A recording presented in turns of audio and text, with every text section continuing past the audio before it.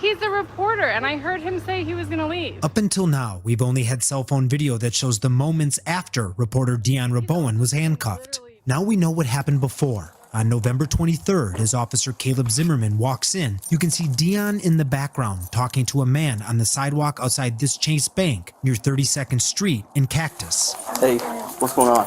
That gentleman's not there. Okay, what's... So he keeps asking people, like, if they have accounts here, and, like, making them feel really uncomfortable. And so we went out there and we're like, hey, you're just making people feel uncomfortable. Could you leave? And he's like, no, I'm a reporter. I'm not leaving. Okay. An important point here. Weeks before this story ever went public, Chase Bank apologized to Dion for what happened. According to the Journal, the bank admitted they were in the wrong. The police never should have been called. Now to the moment the officer approaches Dion. From the first word to handcuffing him, it's just 90 seconds. Watch. How's it going? Doing alright, how are you? You get your ID on you? Yep.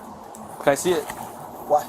Because they want you trespassed from the property. What's that? They want you trespassed from the property. What is trespass from the property? That means you will be notified that you're no longer allowed to be on this property. If you return to this property, you'll be arrested for trespass.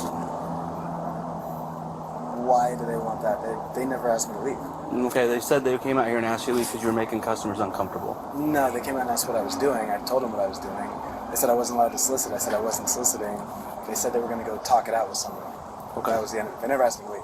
Okay.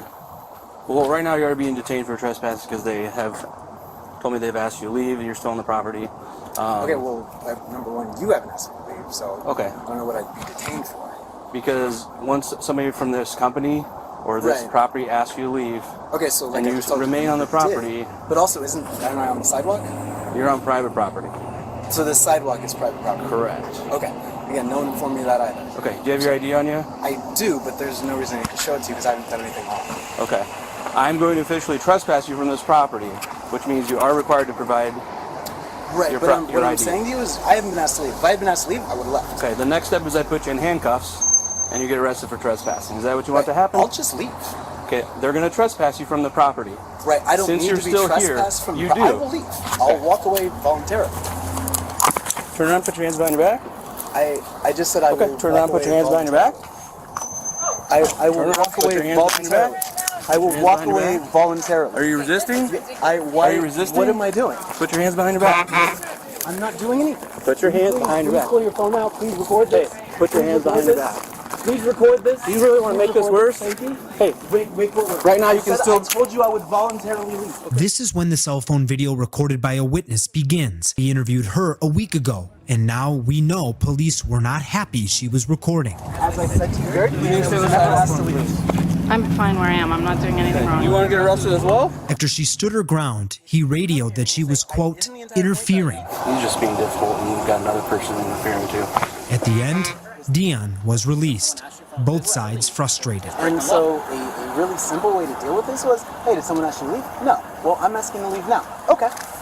Boom, look at that. We avoid the whole thing. I got a call a couple weeks after I reported the incident that they reviewed the body cam footage and that they didn't find anything to be wrong. You're about to hear a voicemail with the results of Dion's official complaint. This is Sergeant Kelly Martin, Phoenix Police Department's Professional Standard Bureau. I'm calling Dion Rabowen back. We spoke a little while ago about your complaint with an incident that happened at Chase Bank. I was just giving you a call back to let you know what the findings were of the investigation.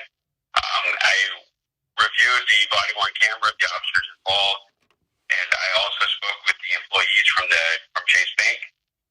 And based off the information that I was providing and what I saw on the body-worn camera, there is nothing that rises to the level of any employee misconduct, and therefore the complaint will be closed. Listen to that part again. And therefore the complaint will be closed. Now, compare that to what Phoenix police told us after we exposed what happened and after the incident got national attention. The administrative process began on November 28, 2022.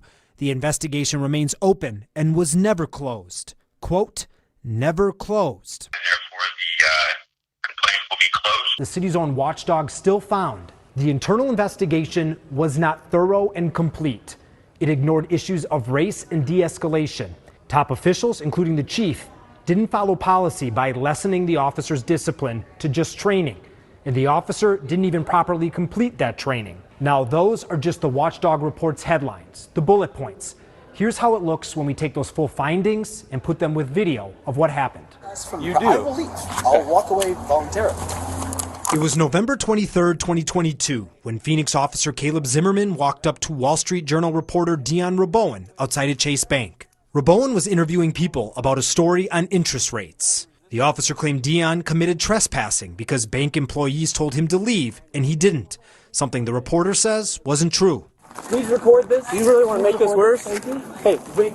Right now you can still. I told you I would voluntarily leave. Okay, that's not an option right now. Why is that not an option? Because I explained it to you already. Did you listen? This is a monitoring report from Phoenix's Office of Accountability and Transparency, or OAT. It's the first monitoring report it's ever released, and it opened this monitoring case because of our story. Absolutely did not need to cuff him. Now, when it comes to what you just saw, it said, OAT's review identified several opportunities to utilize strategies that reasonably could have de-escalated the situation. It also found the officer never spoke to anyone who could actually say they asked Dion to leave. The report continued. The bank wanted the involved civilian to leave the premises. Allowing the involved civilian to do so voluntarily would have accomplished this. Grab your ID out of your wallet. And I'm an ID. Permission to Okay. in my pocket. The OAT report also said, because Dion wasn't under a full custody arrest, the officer wasn't allowed to search him, but the officer did.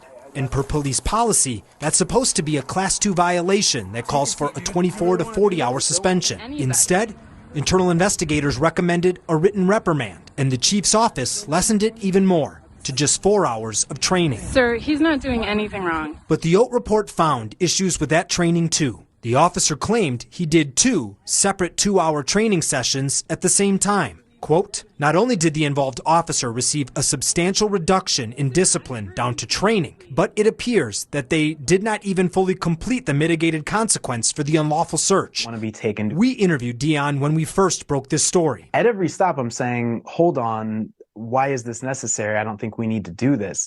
You know, from the cuffs to going to the car to being put in the car. After the incident, Dion filed a complaint, and the OAT report confirmed our previous reporting that Phoenix closed the file quickly, only to reopen it once the incident got more attention. And the OAT report criticized that reopened internal investigation. In a written statement, Interim Police Chief Michael Sullivan called the monitoring report insightful and valuable. He said he will thoroughly review it before responding. Sure.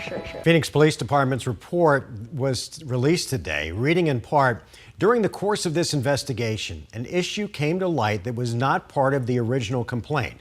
The officer legally detained Mr. Rabowen and identified him by removing a wallet from his pocket. Retrieving Mr. Rabowen's wallet violated department search and seizure policy. The investigation found the allegations of unlawful detention, detention based on race, and use of excessive force were unfounded. 12 News reached out to Rabowen about this new development, but he declined to comment. Major scandal growing inside the Phoenix Police Department, one that we exposed, a homicide detective who mishandled evidence impacting dozens of cases. And now Dave has the internal records showing the problem is bigger than one detective. He found there's been widespread issues with how Phoenix handles homicide evidence going back years. It's a serious issue. Timothy Williams is a retired LAPD homicide detective and homicide supervisor. And this is what he thought after seeing what we uncovered about what's been happening inside Phoenix PD. If that's the way they're doing, then all the cases that have gone through that unit need to be looked at. That's a major statement. So to understand why he's saying that, let's start from the beginning. The scandal began with Detective Jennifer DePonzio. Breaking a major and important report. Did a top Phoenix police detective mishandle evidence in a large number of murder cases? How many? 37 active criminal court cases and 61 total police investigations. Records show DePonzio failed to impound and document at least 55 audio interviews. At first, Phoenix police and county prosecutors told the court there were only 24 pages of information to turn over about DePonzio's problems. It turns out there was a lot more. These new records and recordings show Phoenix PD lost control of a detective. And what may be more concerning is how long officials kept it all to themselves. Cover-up by the Phoenix Police Department. As the scandal intensified, officials were forced to admit there was a lot more to release. It's grown from 24 to 14,000 pages of internal affair files, documenting problems with evidence and cases throughout DePonzio's career. And in those records, there's troubling information not just about DePonzio, but an entire homicide unit. Before the 55 missing audio interviews in 2020, DePonzio was investigated for leaving other evidence unsecured and keeping it in grocery bags at her desk. And during that probe, the department learned it wasn't just her. Quote, "It is common for homicide detectives to leave evidence and property unsecured on their desks, under their desks, or hanging over their cubicles."